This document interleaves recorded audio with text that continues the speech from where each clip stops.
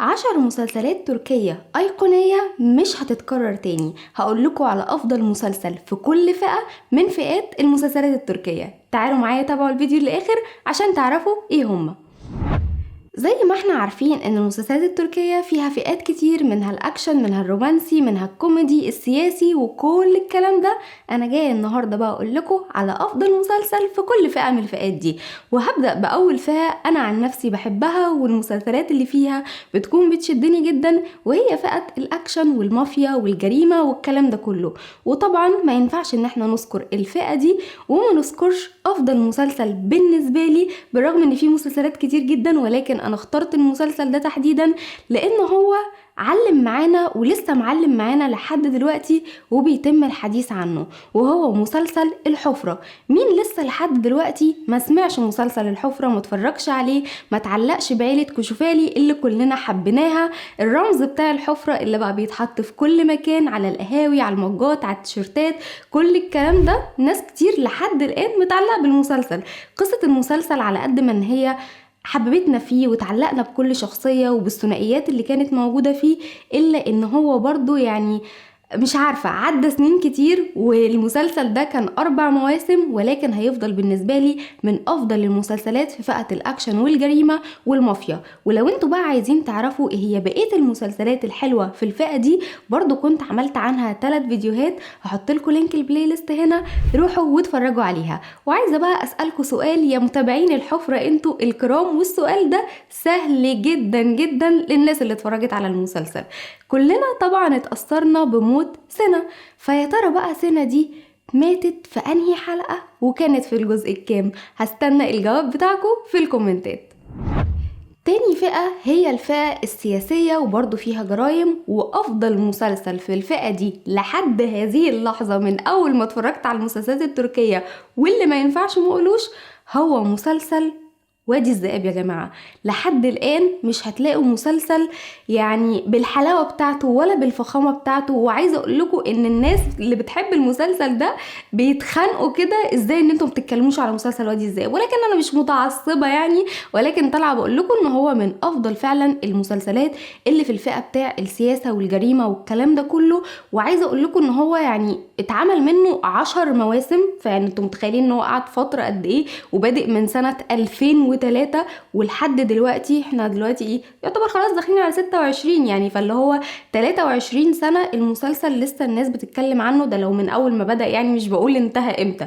بالاضافة كمان ان اتعمل منه 5 افلام، يعني مش مجرد مسلسل عابر كده وخلاص، ده الناس فضلت متعلقة بيه مواسم كتير جدا، عايزين الافلام تزيد اصلا، ولحد دلوقتي الناس لسه برضو بتتفرج عليه. فيا ترى بقى انتوا شفتوا المسلسل ده ولا لا؟ ولو شفتوه كامل برضو ولا لا؟ اكتبوا لي عنه في الكومنتات. ولو عندكم مسلسل انتوا شايفين انه هو افضل، اكتبوا لي برضو في الكومنتات. تالت فئة هي فئة المسلسلات التاريخية. أنا عارفة إن في ناس كتير مش بتحب الفئة دي، أو يعني في جزء بيحبها وجزء كبير لأ، ولكن عايزه اقول لكم ان انتم مضيعين على نفسكم حاجات كتير جدا في المسلسلات التاريخيه دي، وان هي فعلا بتكون من افضل المسلسلات التركيه عموما. يعني لو هتكلم بقى على افضل مسلسل تاريخي، ومعلش يا جماعه محدش يناقشني في الجزئيه دي، هو مسلسل ارطغرل. انا ما شفتش مسلسل في حلاوه مسلسل ارطغرل في كل المسلسلات التاريخيه اللي انا شفتها يعني، او اللي اتفرجت عليها. مع ان ده ما يمنعش ان في مسلسلات كتير حلوه جدا، ولكن انا عشان في الفيديو ده بختار مسلسل واحد، فبحاول اختار اكتر حاجة بحبها قوي يعني، فاللي هو عشان كده ايه بقولها. لكن انتوا لو عايزين تعرفوا بقية المسلسلات التاريخية الحلوة برضو، كنت عملت لكم عنها بلاي ليست، كذا فيديو، 3 فيديوهات، هحط لكم برضو لينك الفيديو هنا، روحوا واتفرجوا عليه. ولو انتوا عندكم مسلسل تاني برضو تاريخي بتحبوه، يا ريت تكتبوا لي في الكومنتات عشان نشارك كده الاراء مع بعض ومن غير خناقات يا جماعة. رابع فئة وهي فئة المسلسلات الكوميدية، والمسلسلات اللي احنا ايه يعني بنحاول نفصل بيها كده من مود الكآبة، والمسلسلات الشتوية الكئيبة اللي يعني بصوا بتبقى خانقانة، فبنحاول الموسم الصيفي ده ينزلوا فيه حاجة كوميدية عشان نندمج فيها شوية. ولو انهم يعني بقالهم موسمين مفيش حاجة بتنزل، يا دوبك مسلسل او مسلسلين مش اكتر من كده، لكن من افضل المسلسلات الكوميدية اللي انتوا فعلا لما هتتفرجوا عليه هتحسوا ان انتوا مستمتعين بالحوارات، بالاجواء، بالكوميديا اللي موجودة فيه. بالاضافة كمان ان انتوا هتستمتعوا بكل المناظر بتاعة التصوير اللي بتحصل في المسلسل ده، لان هو متصور في البحر الاسود. واعتقد ان انتوا كده خلاص عرفتوا هو مسلسل ايه، وهو مسلسل نجمة الشمال. المسلسل ده يا جماعة القصة بتاعته كانت حلوة جدا، الاجواء بتاعته كانت حلوة جدا. عايزة اقول لكم ان انا وانا بتفرج على المسلسل ده انا ما كنتش حابة ان هو يخلص، من كتر ما انا حاسة ان انا سبته كده عمل فراغ ايه اللي هو يعني كنت فعلا بغير بيه المود بتاعي يعني، فعشان كده اثر فيا جدا. لو انتوا كمان شفتوه ما تنسوش تكتبوا لي رايكم عنه في الكومنتات، وما تنسوش برضو ان احنا عشان تعملوا اشتراك في القناه وتفعلوا زرار الجرس. وانا انتوا شايفين كل اصلا فئه بقول لكم عليها في كام فيديو معمول عليها، انتوا متخيلين كم الترشيحات اللي انا مديها لكم، وكم التقييمات اللي بتحصل في القناه، والاخبار اللي بجيبها لكم في الفيديو بتاع الريت بتاع يوم الاثنين. مستنيين ايه؟ وصلوا الفيديو ده ل1000 لايك، واعملوا اشتراك في القناه، وفعلوا زرار الجرس. خامس فئة هي الفئة الشبابية والمدرسية، والمسلسلات اللي هي بتكون للفئة الشبابية دي يعني. وانا بصراحة اكتر مسلسل اتعلقت بيه في الفئة دي هو مسلسل المد والجزر. يمكن لان انا وقت ما كنت بتفرج على المسلسل ده كنت لسه في الجامعة يعني في اخر سنة تقريبا، فتعلقت بقى بالجو لان كان كل القصة بتاعت المسلسل احداثها بتحصل في الجامعة، والطلاب بقى اللي موجودين في الجامعة والتنمر اللي بيحصل ما بينهم وقصص الحب بقى ومش عارف ايه والكلام ده كله. وعايزة اقول لكم اتعلقت جدا بقصة الثنائي ميرا ويمان، لحد الان من افضل الثنائيات بالنسبه لي. فعشان كده اتعلقت بالمسلسل ده، واتعلقت بقصه كل شخصيه من الشخصيات اللي موجوده اصلا في المسلسل ده. وهتلاقوا فيه كوميديا، هتلاقوا فيه رومانسيه، هتلاقوا فيه الحاجات الشبابيه، هتلاقوا فيه دراما، كل حاجة هتلاقوها في المسلسل ده. فبصراحة هيفضل عندي من افضل المسلسلات في فئة الشباب. سادس فئة هي فئة الدراما الطبية، وما ينفعش نتكلم عن فئة الدراما الطبية وما نذكرش أفضل مسلسل فيها بالنسبة لي.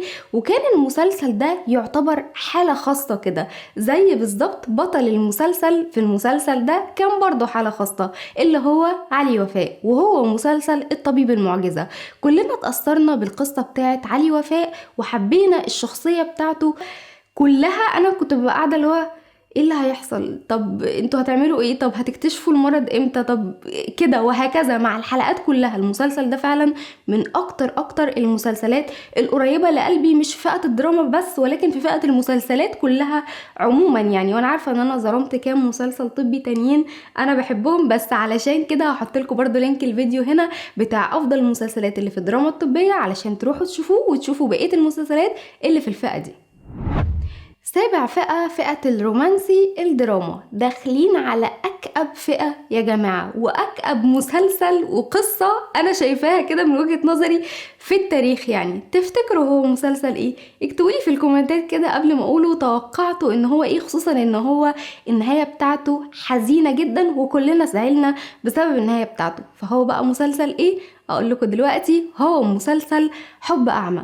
مسلسل حب اعمى على قد ما ارتبطنا بالقصة اللي فيه، على قد ما كان فيه جو كئيب. ده مش جو كئيب شتوي، ده انا مش عارفة هم ودونا فين يعني، ودونا حاجة ابعد من الشتاء كمان بالقصة الدرامية المأساوية اللي كانت موجودة فيه، واللي متطعمة بقى كده بشوية رومانسية لذيذة جدا مع الطرف الثالث اللي هو السايكو. فكان جامع كده شكل لذيذ جدا لأحداث المسلسل، وتعلقنا بكل الشخصيات، حتى الشخصية السايكو اللي في المسلسل اتعلقنا بيها وحبينا قصة نهان وكمال جدا. بالرغم ان انا برضو حبيت امير يعني بعد ما شفت له مسلسل القضاء، لكن كنت بكرهه في حب اعمى جدا يعني.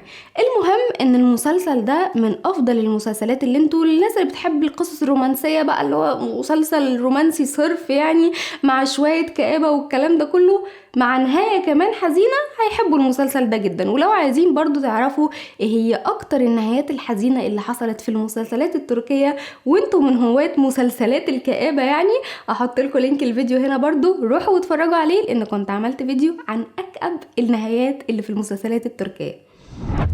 تامن فئة وهي فئة الحقبة الزمنية، والمسلسل اللي انا مختاراه في الفئة ده من أقرب المسلسلات لقلبي، ويعتبر أول مسلسل تقريبا تركي مترجم أتفرج عليه، وهو مسلسل تذكر يا عزيزي. المسلسل ده اتعمل أو اتدبلج يعني باسم ياسمين، عشان لو حد حابب ان هو يدور عليه، لأن ما اعتقدش ان انتوا هتلاقوه مترجم دلوقتي. المسلسل ده قصته كانت حلوة جدا، الأجواء اللي في المسلسل بقى والحقبة اللي كان بيصور فيها تقريبا كان فترة الأربعينات برضو كانت حلوة جدا. كنت مستمتعة بالموسيقى بتاعة المسلسل ده جدا.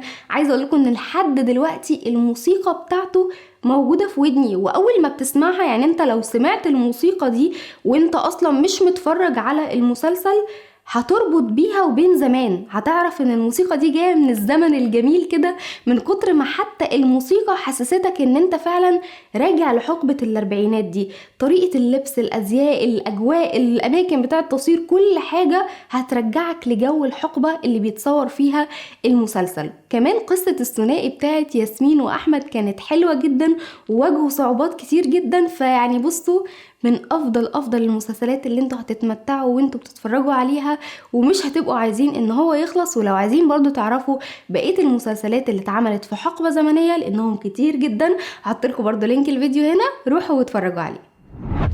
تاسع فئة، وهي الفئة بتاع البوليسية والقضايا والجرائم والكلام ده كله، وافضل مسلسل فيها يعني بصوا هقول كده لسنين قدام، هو مسلسل القضاء.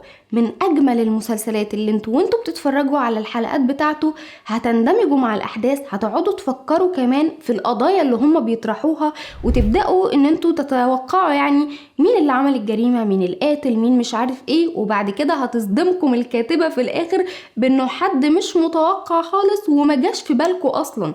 فيعني بصوا، في ألعاب عقل كتير جدا في المسلسل ده.